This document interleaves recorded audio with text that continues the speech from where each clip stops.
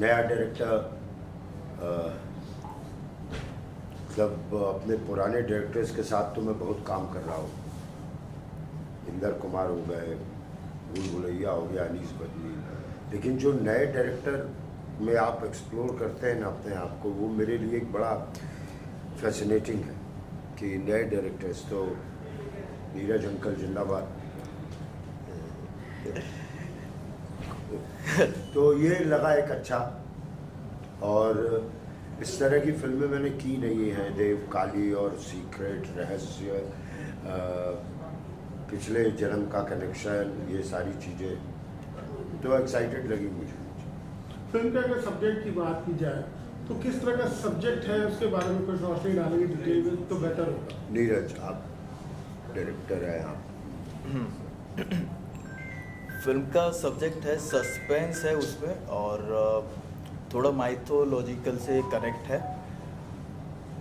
कुछ साल पहले कुछ घटनाएं घटी, एक पाप हुआ था और श्राप लगा था गांव पे, तो उसके आधार पे एक कहानी है। और देवकाली का एक सीक्रेट है, कबीले है वहाँ, 3-4 कबीले है, उसके बीच की रहस्य की कहानी है। नीरज, क्या मानते हैं आज के वक्त में, आपको लगता है जो आज की जनरेशन है इस तरह के सब्जेक्ट से कनेक्ट कर पाएगी? आपका क्या मानना है?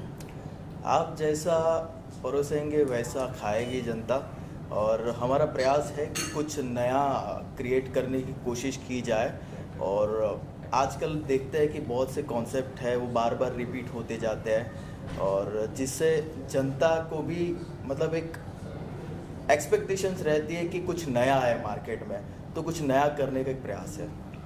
कहीं ना कहीं आजकल ऐसा लगता है कि माइथोलॉजिकल हो या धर्म पर आधारित कुछ भी हम दे परोसे जनता को, तो कहीं ना कहीं अट्रैक्ट हो रही है। आपको लगता है कुछ बदलाव आ रहा है? बदलाव आप महसूस कर रहे हैं? इस तरह की फिल्में नहीं बनती थी पहले रोमांटिक फिल्में ज़्यादा बनती थी, एक्शन वाली फिल्में बनती थी, इस तरह के सब्जेक्ट बहुत ही कम लोग छूते थे। आपका क्या मानना है? बिल्कुल, समय के चलते चलते जैसे बदलाव आते हैं, और बदलाव ज़रूरी भी है। तो वैसे फिल्में भी, जैसे कि आपने कहा कि पहले रोमांटिक फिल्में बनती थी ज़्यादातर, तो अभी कुछ समय थोड़ा बदला है। और आज की जो जनरेशन है जो ज़्यादा चीज़ों से कनेक्ट होती है, तो सोचा कि जिस चीज़ से जनता ज़्यादा प्रभावित होती है, खास करके हमारी जो यंग पीढ़ी है, तो आजकल की जो पीढ़ी है वो ऐसी चीज़ों से ज़्यादा अट्रैक्ट होती है। तो सोच रहे हैं कि जो उनको पसंद है वही चीज़ को लेके कुछ अच्छी चीज़ उनको दी जाए। मैडम, आपकी बात की जाए तो आप बहुत ही खूबसूरत लग रही है, बहुत ही ग्लैमरस लग रही है। क्या पर्दे पे भी इस तरह का किरदार निभाने का मौका मिला आपको? बिल्कुल, आई थिंक वो अपने एक तरीके में एक बहुत ही अलग कैरेक्टर है, क्योंकि जिनने प्रोमो देखा, ट्रेलर देखा, कोई नहीं मुझे पहचान पाया है। मैं मुद्रा का कैरेक्टर प्ले कर रही हूँ जो यहाँ पे आपको दिखेंगे। तो उसके पीछे भी आई थिंक नीरज का ही बहुत अच्छा एक क्रिएटिव माइंड था कि मैं खुद नहीं लगनी चाहिए हूँ, और वहीं पे शायद एन एक्टर की एक पहचान आगे आती है, एक टैलेंट बाहर आता है जब आप नहीं, आप किसी और को प्ले करते हैं। तो बहुत ही अच्छा एक्सपीरियंस था मेरा। एंड मैं जब पहली बार सेट पर गई थी तो एक्साइटेड तो थी, पर उससे ज़्यादा एक्साइटेड थी जब मैंने सबको देखा एक गेटअप में, एक फील में, एक जोन में। तब आपको एक पुश मिलता है एज एन एक्टर कि आप और अच्छा करें। तो आई थिंक नीरज ने वो मुझे मौका दिया, तो बहुत अच्छा लगा। जैसे कि आपने पहले आपका जो मेकअप किया था उसको आपने हाँ, मुझे ऑलमोस्ट 4 टोन डार्क किया है फिल्म में, कि थोड़ा जो फेयरनेस है वो ना दिखे, बहुत रियलिस्टिक, बहुत अर्दी, बहुत आप मतलब आप मुझे पहचान ही नहीं पाएंगे। बेसिकली आपको ढूंढना पड़ेगा कि कौन है, अच्छा ये है वो।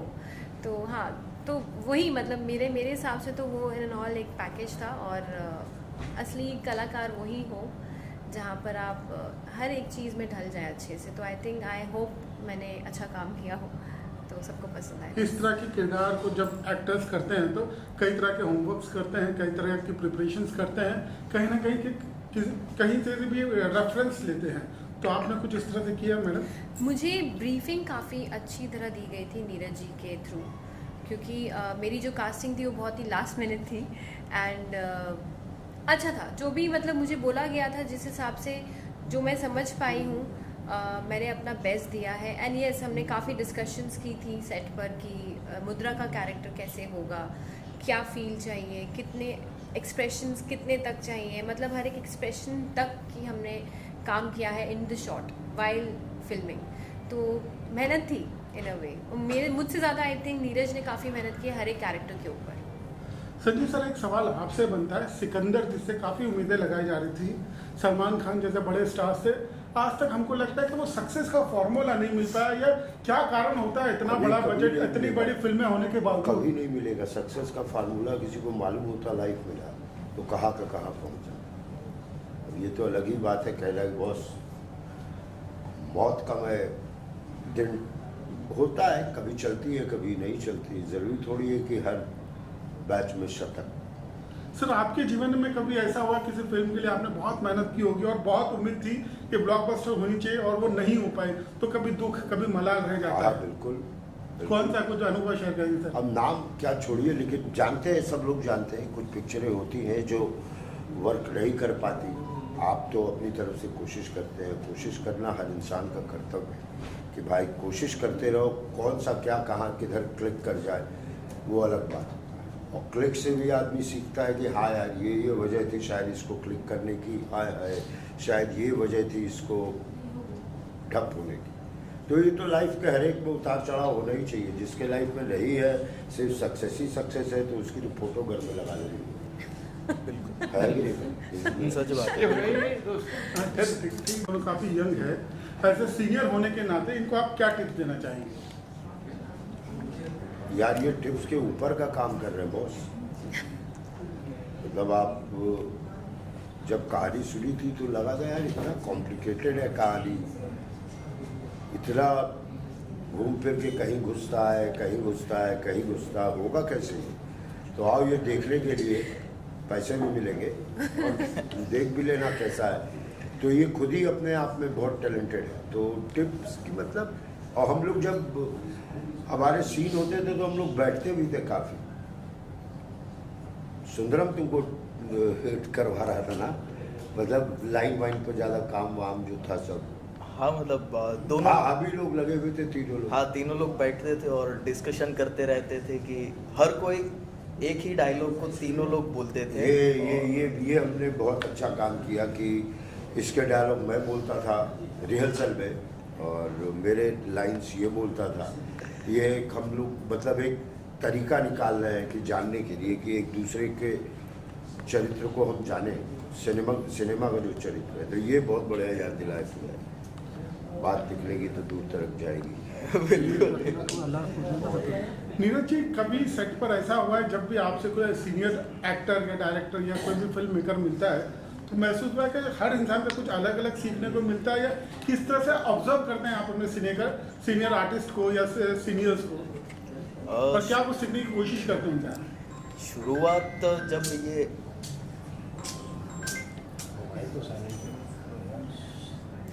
जी Neeraj ji please sir. Ready sir. सीखते तो हम कहीं ना कहीं से होते ही है। जैसे कि यहाँ पे भी लोग बैठे हैं तो हम ऑब्जर्व करते रहते हैं। तो एक एक्टर का प्रोसेस होता है, इमेजिनेशन, ऑब्जर्वेशन एंड इंटरप्रिटेशन। तो हर एक कैरेक्टर से, हर एक पर्सनालिटी से कुछ ना कुछ सीखने को मिलता है। तो वैसे ही बचपन से हमारे अंदर जो सबकॉन्शियस माइंड में भरा है, नए नए लोगों को देखते हैं, जैसे कोई ड्राइवर है, कंडक्टर है, कोई मजदूर है, तो हर किसी को हम ऑब्जर्व करते हैं, उसके बारे में सोचते हैं। और जब भी ये हमको कैरेक्टर करने का मौका मिलता है तो सबकॉन्शियस माइंड को ठठोरते हैं और कैरेक्टर को करते हैं। बाकी इनके साथ मेरा एक सपना रहा है। 8 साल पहले, मैं आपके पास, आपको नहीं पता होगा सर, मैं एक शॉर्ट फिल्म लेके आया था। हाँ, और शॉर्ट फिल्म आपने करने के लिए हाँ भी कहा था। उसके बाद कुछ संजोग से वो नहीं हो पाई थी, पर क्या पता था कुछ बड़ा ही होना लिखा होगा। तो आज एक बड़ी फिल्म साथ में कर रहे हैं और मेरे पापा का कैरेक्टर कर रहे हैं सर। तो हर एक आर्टिस्ट एक आइडल के रूप में होते हैं, तो आप मेरे आइडल हैं। मैं आज मीडिया के सामने बता रहा हूँ और मुझे बहुत प्राउड फील हो रहा है इस चीज़ का। और मैं बचपन से आपको देखता आ रहा हूँ। सच ही। बस मैं ये, मेरा सौभाग्य है कि मैं यहाँ पे बैठा हूँ और एक जो सपना मैंने देखा था वो आज मेरा पूरा हो रहा है। और ये मेरे लिए सपने जैसा है आज सर। आई थिंक मेरे लिए भी। मैं अभी संजय सर, स्टार्ट होने से पहले ये बात कर रहे थे। बोल रहे ना वो। हाँ संजय सर, एक सवाल है। काली देवी के जो टाइटल है हाँ देवी काली, इसके सेट पे कौन सा आपको सीन करते हुए बहुत मज़ा आया और बहुत स्मूथली हो गया? जो ये लोकेशन था वो अपने आप में मुझे बड़ा मज़ा आया। जैसे 17 तारीख से शूटिंग है और हम 16 को वहाँ पहुँचे, 16 से ही मज़ा आना शुरू हुआ। मथुरा में थे हम। हर सीन में मज़ा आता है। लोकेशन जब रियल होता है ना तो आप इन्वॉल्व हो जाते। तो ज़्यादातर सीन में मैं इन्वॉल्व रहा। खाते पीते रहे हम लोग, घूमते फिरते रहे। हम लोग, मतलब मज़े में काम किया। मतलब काम जैसा लगा ही नहीं था। हमारी एक बॉन्डिंग बन गई थी, एक फैमिली जैसा हो गया। जैसे ही सीन एक ख़त्म होता है, हम लोग कृष्ण के मंदिर पे पहुंच जाते थे, ऑटो में पहुंच जाते थे। तो हमको खाली वक्त मिला ही नहीं, जो वक्त मिला उसको प्रॉपर यूटिलाइज किया कि इतना टाइम हमको साथ रहने का मौका मिला है। तो प्रॉपर हाँ आपका कोई सीन ऐसा हो यादगार जो बहुत अच्छा? मेरे हिसाब से एक है, बहुत अच्छा एक सीन है जो बहुत शॉर्ट समय के लिए लेकिन अच्छा सीन है। अब मैं बता दूंगी तो फिर मज़ा ही नहीं आएगा, तो वो नहीं बता सकती। लेकिन उस सीन में ना ही डायलॉग्स थे, सिर्फ एक्सप्रेशंस थे मेरे, और उस एक्सप्रेशन के लिए नीरज बहुत स्पेसिफिक थे, उनको क्या चाहिए।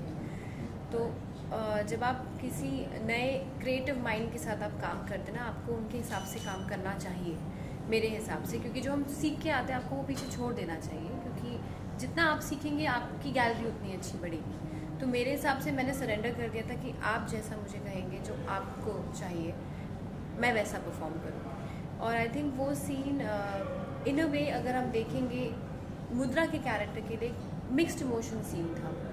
एंगर, पेन एंड बहुत सारी चीज़ें थी, रिवेंज। तो वो सिर्फ एक एक्सप्रेशन में ही चाहिए था वो सब कुछ। तो आई थिंक मेरे लिए वो सबसे बेस्ट सीन था मुद्रा का। देव काली ऑडियंस को क्या मैसेज देगी और ऑडियंस क्यों जाए देखने? इसके अंदर क्या खूबी है? आपने किसी ने सवाल किया था ना कि आज के जनरेशन के लिए ये मूवी सही है कि नहीं। मैं इस जनरेशन की हूँ, तो मेरे लिए जब मैं कंटेंट ढूंढती हूँ, मैं अपने लिए बात कर रही हूँ, मैं जाके मैं ऊब चुकी हूँ आज के कंटेंट से। मैं कनेक्ट नहीं कर पाती हूँ। येस, इट्स ट्रेंड है तो आप देख लेते हैं, आप उसका हिस्सा बन जाते हैं, आप इंस्टाग्राम रील्स बना लेते हैं, 10 चीज़ें करते हैं। पर जब ऐसी मूवीज़ आती हैं तब आप कहीं ना कहीं इन अ वे अपना जो पिछला जो कुछ सीखा है वो भी रिफ़्रेश कर रहे होते हैं और कुछ नया भी लेके जाते हैं। और ऐसी चीज़ें सिनेमा में बनना बहुत ज़रूरी है, बिकॉज हम लोग शायद कहीं ना कहीं डाइवर्ट हो चुके हैं when it comes to content creating. Bollywood को किसी रीज़न के लिए बॉलीवुड माना जाता था और आज हम एक बहुत अच्छे लेवल पे हैं। बॉलीवुड को कौन नहीं जानता है, बहुत लोग जानते हैं, पूरे वर्ल्ड जानता है कि बॉलीवुड कौन है। बट मेरे हिसाब से ऐसा कंटेंट बनना बहुत ज़रूरी है और हम यहाँ से ये सीख के जाएंगे कि एज एन आर्टिस्ट बहुत कुछ आप ऐसे स्टोरी के साथ कर सकते हैं। एंड आई हैव टू से कि नीरज जो है उन्होंने मेरे ख्याल से जो ताश के पत्तों में एक इक्के का जो ड्रम कार्ड होता है ना, उन्होंने वो काम किया है, क्योंकि उन्होंने सारा काम किया है, डायरेक्शन, प्रोड्यूसिंग, एक्टिंग। एंड मैं ये पहले भी एक इंटरव्यू में बोल चुकी हूँ, आई वॉज वेरी सरप्राइज्ड जब मैं सेट पे आई थी। मतलब एक्सपेक्ट करते हैं, आप एक इमेज बना लेते हैं कि आप किसी नए डायरेक्टर के साथ काम करें तो ऐसा एक्सपीरियंस होगा, वैसा होगा। But when I went on set मैं बहुत ज़्यादा इम्प्रेस हो गई थी, बिकॉज मुझे एक चीज़ गलत नहीं लगी वहाँ पे पहली बार, आई थिंक सो। एंड एक और चीज़ मेरा कहना रह गया था कि मेरा भी ड्रीम था संजय सर के साथ कभी तो ज़िंदगी में एक सीन स्क्रीन स्पेस शेयर करने का, जो शायद वैसे भी रह गया। But I am so happy कि मैं आज प्रेस कॉन्फ्रेंस में आपसे मिली हूँ, मेरा वो सपना पूरा हो गया। Yes, because I think I have never been a fan of stars, I have been a fan of actors. And I think for me, मेरे लिए एक्टर्स ही स्टार्स हैं। तो मेरे लिए Sanjay sir is a very big star. And मैं चाहूँगी कि आगे चल के भी कभी काम करें हम साथ। इस फिल्म में सॉन्ग कितने हैं?